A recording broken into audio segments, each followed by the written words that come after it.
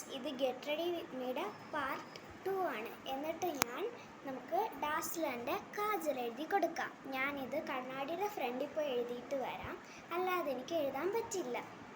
Guys, നമ്മൾ കണ്ണൊക്കെ എഴുതിയിട്ടുണ്ട്. നമ്മൾ കണ്ണ് എഴുതാൻ യൂസ് ചെയ്തിട്ടുള്ളത് രണ്ടും ഡാസ്ലറിൻ്റെ പ്രൊഡക്ട്സ് ആണ്. അതിൻ്റെ വേറൊരു വീഡിയോ ഞാൻ ഇടുന്നുണ്ട്.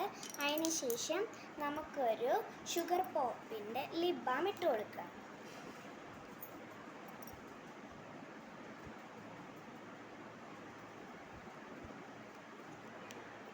എന്നിട്ട് ഞാൻ ഇടാൻ പോകുന്നത് ഡാസ്ലറിൻ്റെ DLC 025ൻ്റെ ന്യൂഡ് ഷെയ്ഡായിട്ടുള്ള ബ്രൗണിൻ്റെ ലിക്വിഡ് ലിപ്സ്റ്റിക്കാണ്.